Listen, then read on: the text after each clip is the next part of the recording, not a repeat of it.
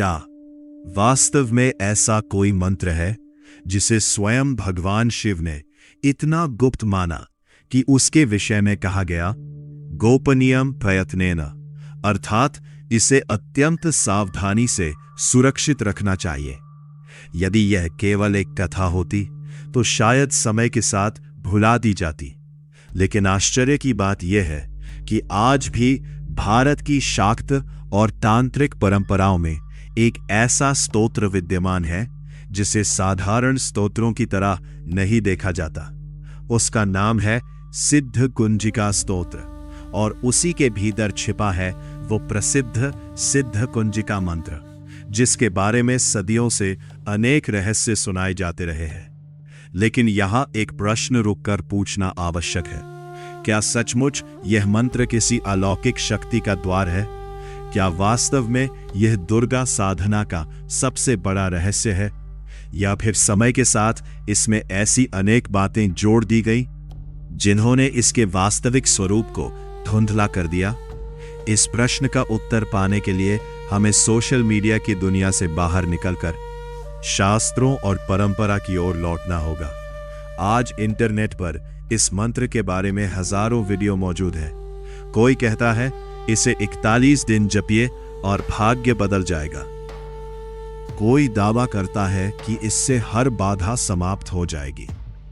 लेकिन यदि हम वास्तव में जानना चाहते हैं कि सिद्ध कुंजिका मंत्र क्या है, तो हमें सबसे पहले यह समझना होगा कि यह मंत्र आया कहां से। इसका उल्लेख सिद्ध कुंजिका स्तोत्र में मिलता है, जो रुद्रयामल तंत्र की परंपरा से संबद्ध माना जाता है और शक्ति उपासना में विशेष महत्व रखता है।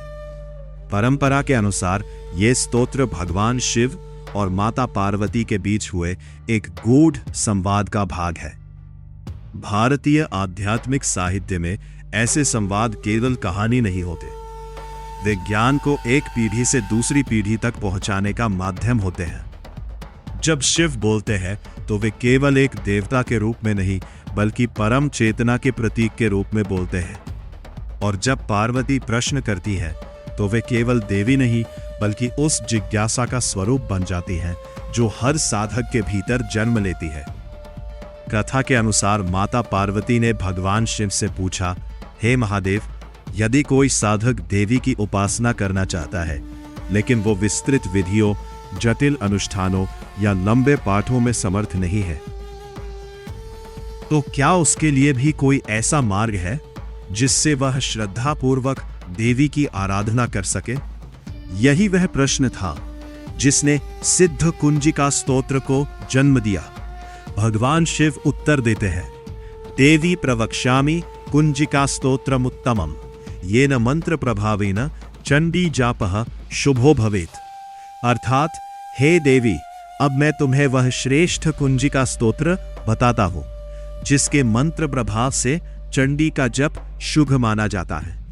ध्यान दीजिए, यहां भगवान शिव यह नहीं कहते कि यह मंत्र देवी महात्म्य का स्थान ले लेगा।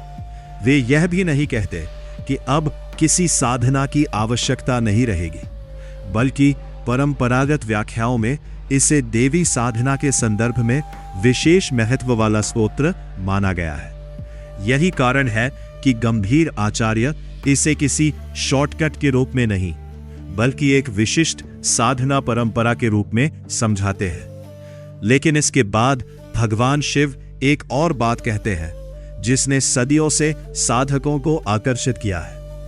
गोपनीयम प्रयत्नेन स्वयोनिरिव पार्वती, अर्थात, हे पार्वती, इसे उसी प्रकार सावधानी से गोपनीय रखना जैसे मनुष्य अपनी सबसे निजी और मूल्यवान वस्तु की रक्षा करता है।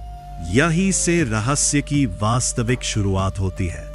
यदि ये केवल एक सामान्य स्तोत्र होता तो इसे गोपनीय रखने की आवश्यकता ही क्यों पड़ती? इस प्रश्न का उत्तर भारतीय तांत्रिक परंपरा के मूल सिद्धांत में छिपा है। वहां ज्ञान को कभी भी केवल सूचना नहीं माना गया। ज्ञान तभी दिया जाता था जब साधक उसके लिए मानसिक रूप से तैयार हो। इसलिए गुरु पहले शिष्य की परीक्षा लेते थे। क्या उसमें धैर्य है? क्या वो अनुशासित है? क्या वो साधना को केवल शक्ति पाने का माध्यम मानता है या आत्मबोध का मार्ग? यही कारण था कि तंत्र में अधिकार अर्थात पात्रता का इतना महत्व रहा। अब इस स्तोत्र के नाम पर ध्यान दीजिए। कुंजिका। संस्कृत में कुंजिका का सामान्य अर्थ है चाबी, लेकिन यह किसी लोहे के ताले की चाबी नहीं है, यह एक प्रतीक है। प्राचीन आचार्यों ने कहा कि मनुष्य के भीतर भी अनेक द्वार हैं, ज्ञान का द्वार, विवेक का द्वार, आत्मबोध का द्वार, लेकिन उन सभी पर अज्ञान, भय, अहंकार और मोह के ताले लगे हुए हैं। जब तक वे ताले नहीं खुलते तब तक बाहरी पूजा भी भीतर परिवर्तन नहीं ला सकती। इसीलिए इस स्तोत्र को कुंजिका कहा गया, क्योंकि परंपरा के अनुसार यह साधक को उस आंतरिक यात्रा की ओर संकेत करता है जहां वास्तविक परिवर्तन प्रारंभ होता है। अब एक और प्रश्न उठता है, इसका दुर्गा सप्तशती से क्या संबंध है? दुर्गा सप्तशती, जिसे देवी महात्म्य भी कहा जाता है, मार्कंडेय पुराण का एक अत्यंत महत्वपूर्ण भाग है। इसमें 700 श्लोकों के माध्यम से देवी के 3 प्रमुख चरित्रों और असुरों पर विजय का वर्णन मिलता है। लेकिन यह केवल युद्ध की कथा नहीं है। भारतीय दार्शनिक परंपरा में इन कथाओं को मनुष्य के भीतर चलने वाले आध्यात्मिक संघर्ष का भी प्रतीक माना गया है। सिद्ध कुंजिका स्तोत्र का पारंपरिक उपयोग अनेक शाक्त साधना परंपराओं में देवी महात्म्य के पाठ के संदर्भ में मिलता है। कुछ परंपराएं इसे पाठ से पहले करती हैं, कुछ बाद में, और कुछ विशेष साधना के दौरान। अलग अलग परंपराओं में इसकी विधि भिन्न हो सकती है। यही कारण है कि इसे समझने के लिए केवल एक वीडियो या एक पुस्तक पर्याप्त नहीं मानी जाती। लेकिन आज सबसे बड़ी समस्या यह है कि लोगों ने इस पूरे विषय को केवल चमत्कारों तक सीमित कर दिया है। किसी ने कहा यह धन देगा, किसी ने कहा यह हर इच्छा पूरी करेगा, किसी ने कहा यह सभी संकट समाप्त कर देगा। लेकिन यदि हम भगवान शिव के पहले ही शब्दों को ध्यान से पढ़ें तो वे साधना की बात करते हैं, अनुशासन की बात करते हैं और देवी उपासना की बात करते हैं, व्यापार की नहीं। यही वह अंतर है जो प्राचीन ज्ञान और आधुनिक दावों के बीच दिखाई देता है। लेकिन अभी सबसे बड़ा रहस्य बाकी है, क्योंकि सिद्ध कुंजिका स्तोत्र का वास्तविक हृदय उसके भीतर छिपा वह मंत्र है जिसे परंपरा में इस प्रकार स्मरण किया जाता है। ऐं ह्रीं क्लीं चामुंडायै विच्चे, ओम ग्लौम हूं क्लीं जुंसा, ज्वालय ज्वालय ज्वल ज्वल प्रज्वल प्रज्वल। ऐं ह्रीं क्लीं चामुंडायै विच्चे, ज्वल हम सन लंग क्षं स्वाहा। इन शब्दों का अर्थ सामान्य संस्कृत व्याकरण से नहीं समझा जा सकता। प्रत्येक बीजाक्षर के पीछे एक पूरी आध्यात्मिक परंपरा, तांत्रिक प्रतीकवाद और गहरा दार्शनिक संकेत छिपा हुआ है। आखिर ऐं क्यों पहला बीज है? ह्रीं को महामाया का बीज क्यों कहा गया? क्लीं किस शक्ति का प्रतीक माना जाता है? और फट तथा स्वाहा का वास्तविक आध्यात्मिक अर्थ क्या है? यही वह रहस्य है जिसकी अगली परत में हम प्रवेश करेंगे। अब हम उस स्थान पर पहुंच चुके हैं जहां से सिद्ध कुंजिका मंत्र केवल उच्चारण का विषय नहीं रह जाता, बल्कि भारतीय शक्ति और तांत्रिक परंपरा की एक सांकेतिक भाषा बन जाता है। पहली बार इस मंत्र को पढ़ने वाला व्यक्ति अक्सर यही सोचता है कि इसमें ऐसे शब्द क्यों हैं जिनका सामान्य संस्कृत शब्दकोश में सीधा अर्थ नहीं मिलता। इसका कारण यह है कि यह मंत्र सामान्य वाक्यों से नहीं बल्कि बीजाक्षरों से निर्मित है। तांत्रिक परंपराओं में बीजाक्षरों को केवल शब्द नहीं बल्कि आध्यात्मिक प्रतीकों के रूप में समझा जाता है। अलग अलग संप्रदाय इनके अर्थ की अलग अलग व्याख्या करते हैं, इसलिए जो अर्थ हम समझने जा रहे हैं वे परंपरागत प्रतीकात्मक व्याख्याएं हैं। मंत्र की पहली पंक्ति है ऐं ह्रीं क्लीं चामुंडायै विच्चे। यही वह पंक्ति है जिसे अनेक आचार्य पूरे मंत्र का हृदय मानते हैं। सबसे पहला बीज है ऐंग। शाक्त और तांत्रिक परंपरा में ऐंग को सामान्यतः ज्ञान, वाणी और जागृत बुद्धि का बीज माना जाता है। कई परंपराएं इसे देवी सरस्वती से जोड़ती है, लेकिन इसका अर्थ केवल विद्या प्राप्त करना नहीं है। इसका गहरा संकेत यह है कि साधना की शुरुआत अज्ञान के अंत से होती है। यदि मनुष्य यह नहीं जानता कि उसका सबसे बड़ा संघर्ष बाहर नहीं बल्कि भीतर है, तो कोई भी मंत्र उसे वास्तविक शांति तक नहीं पहुंचा सकता। इसलिए मंत्र का पहला बीज साधक से कहता है, पहले स्वयं को जानो। इसके बाद आता है ह्रीम। भारतीय तांत्रिक दर्शन में ह्रीम को अनेक बार महामाया बीज कहा गया है। यह वही शक्ति है जिसे सृष्टि की आदि शक्ति माना जाता है। वही शक्ति जगत की रचना करती है, वही उसका पालन करती है और वही अंततः साधक को आत्मबोध की ओर ले जाती है। इसलिए ह्रीम का अर्थ केवल देवी का स्मरण नहीं, बल्कि उस चेतना का आह्वान है जो अज्ञान के पर्दे को हटाने की क्षमता रखती है। फिर आता है क्लीम। बहुत से लोग इसे केवल आकर्षण का बीज समझते हैं, लेकिन यह उसकी अत्यंत सीमित व्याख्या है। कई पारंपरिक आचार्य बताते हैं कि यहाँ आकर्षण का अर्थ सांसारिक इच्छाओं का आकर्षण नहीं, बल्कि आत्मा का परम सत्य की ओर आकर्षित होना है। जब मन बिखरा रहता है तो वह हर क्षण किसी नई इच्छा के पीछे भागता है, लेकिन जब वही मन एक केंद्र पर टिकना सीखता है, तब साधना प्रारंभ होती है। क्लीम उसी आंतरिक केंद्र की ओर लौटने का प्रतीक माना गया है। इसके बाद आता है चामुंडाये। यह केवल देवी का नाम नहीं है। देवी महात्म्य में चामुंडा उस शक्ति का स्वरूप है जो चंड और मुंड नामक असुरों का संहार करती है। लेकिन भारतीय दर्शन इन कथाओं को केवल बाहरी युद्ध नहीं मानता। अनेक दार्शनिक व्याख्याओं में चंड को उग्र अहंकार और मुंड को अज्ञान का प्रतीक भी माना गया है। इसलिए चामुंडाये का स्मरण उस शक्ति का स्मरण है जो साधक के भीतर के भय, अहंकार और अंधकार को पहचानने और उससे ऊपर उठने की प्रेरणा देती है। अब आता है विच्चे। यही इस मंत्र का सबसे रहस्यमय शब्द है। सामान्य संस्कृत साहित्य में यह लगभग दिखाई नहीं देता। तांत्रिक परंपराओं में इसकी कई व्याख्याएं मिलती है। कुछ इसे बंधनों के छेदन का संकेत मानते हैं, कुछ चेतना के जागरण का, लेकिन लगभग सभी परंपराएं इस बात पर सहमत है कि विच्चे केवल एक ध्वनि नहीं, बल्कि साधक को सीमित मानसिकता से मुक्त होने की दिशा में संकेत देने वाला बीज है। अब मंत्र की दूसरी पंक्ति आरंभ होती है, ओम ग्लोन होम क्लीन जो सा। सबसे पहले है ओम। उपनिषदों में ओम को प्रणव कहा गया है।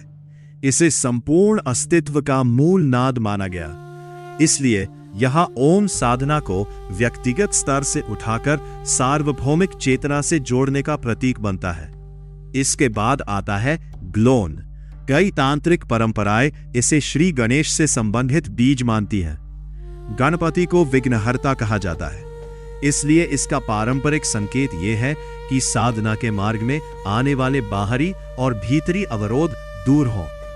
यहां सबसे बड़ा विघ्न कोई बाहरी व्यक्ति नहीं, बल्कि साधक का अपना अस्थिर मन माना गया है। अब आता है होम।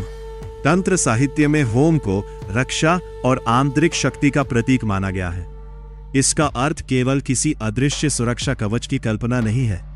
इसका संकेत यह भी है कि साधक अपने भीतर ऐसी स्थिरता विकसित करे जहां भय, भ्रम और नकारात्मक विचार उसे बार बार विचलित न कर सके। इसके बाद फिर आता है क्लीन। मंत्र यहां पुनः साधक को उसी केंद्र की ओर लौटाता है। यह पुनरावृत्ति केवल शब्दों की नहीं, बल्कि चेतना की है। साधना बार बार मन को उसके मूल लक्ष्य की ओर वापस लाती है। अब आता है जो। अलग अलग तांत्रिक परंपराओं में इसकी अलग व्याख्या मिलती है। कुछ इसे ऊर्जा के संकेंद्रण का प्रतीक मानते हैं, कुछ साधक की जागृत चेतना का। इसलिए इसे किसी एक निश्चित अर्थ तक सीमित करना उचित नहीं होगा, लेकिन इतना स्पष्ट है कि इसे अत्यंत महत्वपूर्ण बीजाक्षर माना गया है। फिर आता है जा। वेदांत और शक्ति दर्शन में सह को कई बार परम सत्य या परम ब्रह्म की ओर संकेत करने वाला ध्वनि प्रतीक माना गया है। यह साधक को स्मरण कराता है कि व्यक्तिगत अस्तित्व अंततः उसी व्यापक चेतना का एक अंश है। अब मंत्र की सबसे प्रभावशाली पंक्ति आती है, ज्वालाय ज्वालाय ज्वल ज्वल प्रज्वल प्रज्वल। यदि इसे केवल अग्नि जलाने का आदेश समझ लिया जाए तो इसका आधा अर्थ ही समझ में आएगा। भारतीय आध्यात्मिक परंपरा में अग्नि केवल दहन की शक्ति नहीं है, अग्नि शुद्धि का भी प्रतीक है। जैसे सोना अग्नि में तपकर अधिक निर्मल हो जाता है, वैसे ही साधक का मन तप, अनुशासन और आत्मचिंतन से अधिक स्पष्ट होने लगता है। इसलिए अनेक परंपराएं इस पंक्ति को भीतर के अज्ञान, भय, मोह और आलस्य को ज्ञान की अग्नि से प्रकाशित करने का सांकेतिक आह्वान मानती है। इसके बाद मंत्र फिर उसी मूल बीज पर लौटता है, ऐन ह्रीम क्लीम चामुंडाय विच्चे। ये पुनरावृत्ति हमें बताती है कि पूरी साधना का केंद्र वही है जहां से यात्रा शुरू हुई थी, ज्ञान, चेतना, शक्ति और आत्मजागरण। और अब मंत्र का अंतिम भाग, ज्वल हम संलम क्षम फट स्वाहा। यहां हमको अनेक योग परंपराएं आकाश तत्व और विशुद्धि केंद्र से जोड़ती है। सं को समग्रता और चेतना का प्रतीक माना गया है। लम पृथ्वी तत्व, स्थिरता और आधार का संकेत देता है। शम को कुछ तांत्रिक मत रूपांतरण और संहार की शक्ति से जोड़ते हैं, अर्थात वह शक्ति जो पुराने बंधनों को समाप्त कर नए परिवर्तन के लिए स्थान बनाती है। अब आते हैं मंत्र के अंतिम दो शब्द, फट और स्वाहा। तंत्र परंपरा में फट को अवरोधों के छेदन का प्रतीक माना गया है। इसका संकेत बाहरी संसार को नष्ट करना नहीं, बल्कि भीतर के भय, भ्रम, आसक्ति और नकारात्मक प्रवृत्तियों से मुक्त होने की दिशा में है। और अंत में स्वाहा। वैदिक परंपरा में यह आहुति का शब्द है, लेकिन उसका आध्यात्मिक अर्थ इससे कहीं गहरा है। स्वाहा का अर्थ है पूर्ण समर्पण। जब साधक अपने अहंकार, अपने भय और अपनी सीमित धारणाओं को छोड़कर सत्य की ओर बढ़ने का संकल्प लेता है, तभी साधना जीवंत होने लगती है। शायद यही कारण है कि सिद्ध कुंजिका मंत्र को केवल पढ़ने का नहीं, बल्कि समझने का आग्रह किया गया, क्योंकि यह मंत्र किसी त्वरित चमत्कार का वादा नहीं करता। यह साधक को अपने भीतर उतरने, स्वयं को देखने और धीरे धीरे अपने ही अंधकार को प्रकाश में बदलने की दिशा दिखाता है। लेकिन अब एक अंतिम रहस्य अभी भी शेष है। यदि इस मंत्र का उद्देश्य केवल शब्दों का उच्चारण नहीं, बल्कि चेतना का रूपांतरण है, तो फिर अनेक साधना परंपराओं में 41 दिनों की साधना का उल्लेख क्यों मिलता है? क्या यह केवल परंपरा है, या इसके पीछे कोई गहरा आध्यात्मिक और मनोवैज्ञानिक आधार भी छिपा हुआ है? यही वह अंतिम परत है जहां इस पूरे रहस्य का वास्तविक अर्थ हमारे सामने प्रकट होगा। अब इस पूरी यात्रा का अंतिम और शायद सबसे महत्वपूर्ण प्रश्न सामने आता है। यदि सिद्ध कुंजिका मंत्र इतना पूजनीय और गूढ़ माना गया है, तो फिर अनेक साधना परंपराओं में 41 दिनों का जिक्र क्यों मिलता है? क्या वास्तव में इस अवधि में कोई रहस्यमय परिवर्तन होता है, या इसके पीछे साधना का कोई गहरा सिद्धांत छिपा है? सबसे पहले यह समझना आवश्यक है कि भारतीय आध्यात्मिक परंपराओं में 41 दिन कोई सार्वभौमिक नियम नहीं है। अलग अलग संप्रदायों में 9 दिन, 21 दिन, 40 दिन, 41 दिन, 48 दिन और उससे भी अधिक अवधि की साधनाओं का उल्लेख मिलता है। इसलिए 41 दिन को किसी जादुई संख्या के रूप में नहीं, बल्कि निरंतर साधना और अनुशासन की एक परंपरा के रूप में समझना अधिक उचित है। ऋषियों ने एक बात बार बार कही, मनुष्य का सबसे बड़ा शत्रु बाहर नहीं, उसका अपना अस्थिर मन है। पहले दिन साधक पूरे उत्साह से बैठता है, कुछ दिनों बाद मन ऊबने लगता है, फिर बहाने आने लगते हैं। कभी समय नहीं मिलता, कभी आलस्य आ जाता है, कभी संदेह उठता है, कि क्या वास्तव में इसका कोई अर्थ है। लेकिन जो साधक इन उतार चढ़ावों के बीच भी नियमित बैठता रहता है, वही धीरे धीरे अपने मन की प्रकृति को समझने लगता है। शायद यही कारण है कि दीर्घकालीन साधना को तप कहा गया। परंपरागत रूप से सिद्ध कुंजिका मंत्र जैसी देवी साधनाओं के साथ कुछ मूलभूत अनुशासन भी बताए गए हैं। उनका उद्देश्य किसी व्यक्ति पर कठोर नियम थोपना नहीं, बल्कि मन को साधना के अनुकूल बनाना है। सात्विक जीवन, संयमित वाणी, सत्यानिष्ठ व्यवहार, क्रोध और द्वेष को कम करने का प्रयास, नियमित समय पर ध्यान और देवी के प्रति श्रद्धा, इन बातों को अनेक आचार्यों ने साधना का आधार माना है। क्योंकि यदि जीवन असंतुलित हो और केवल कुछ मिनट मंत्र का जप किया जाए तो साधना का उद्देश्य अधूरा रह सकता है। इसी प्रकार कुछ परंपराएं ब्रह्म मुहूर्त को साधना के लिए अनुकूल मानती है, क्योंकि उस समय वातावरण अपेक्षाकृत शांत होता है। लेकिन यदि कोई व्यक्ति उस समय साधना नहीं कर सकता तो इसका अर्थ ये नहीं कि उसकी साधना निष्फल होगी। अधिक महत्वपूर्ण यह है कि साधक प्रतिदिन एक निश्चित समय पर नियमितता बनाए रखे।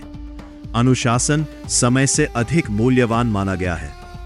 अब एक महत्वपूर्ण प्रश्न उठता है, क्या केवल मंत्र का उच्चारण ही पर्याप्त है?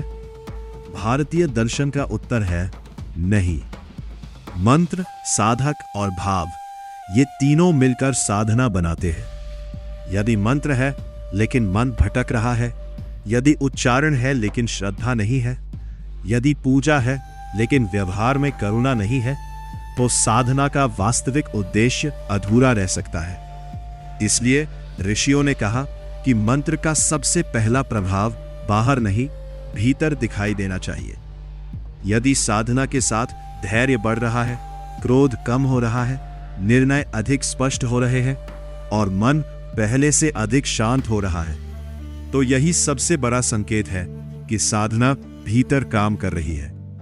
आज के समय में सोशल मीडिया पर इस मंत्र को लेकर अनेक असाधारण दावे किए जाते हैं। कोई कहता है कि इससे हर इच्छा पूरी हो जाएगी, कोई इसे तत्क्षण धन, सफलता या चमत्कार से जोड़ देता है। लेकिन यदि हम शास्त्रीय परंपराओं को देखें तो वहां साधना को कभी भी व्यापार की भाषा में प्रस्तुत नहीं किया गया। वहां लक्ष्य बाहरी उपलब्धियां नहीं, बल्कि आंतरिक रूपांतरण है। यही कारण है कि गंभीर साधक परिणामों से अधिक अपने अभ्यास पर ध्यान देते हैं। आधुनिक मनोविज्ञान भी इस चर्चा में एक रोचक दृष्टिकोण प्रस्तुत करता है। नियमित ध्यान, जप और एकाग्रता जैसे अभ्यास तनाव को कम करने, भावनात्मक संतुलन विकसित करने और ध्यान क्षमता को बेहतर बनाने में सहायक हो सकते हैं। विज्ञान किसी विशेष मंत्र की आध्यात्मिक शक्ति की पुष्टि नहीं करता, लेकिन यह अवश्य स्वीकार करता है कि नियमित मानसिक अभ्यास मनुष्य के व्यवहार और मानसिक स्वास्थ्य पर सकारात्मक प्रभाव डाल सकता है। यही वो स्थान है जहां प्राचीन साधना और आधुनिक विज्ञान अपनी अपनी भाषा में अनुशासन और निरंतर अभ्यास के महत्व को स्वीकार करते दिखाई देते हैं। शायद यही सिद्ध कुंजिका मंत्र का सबसे गहरा संदेश भी है।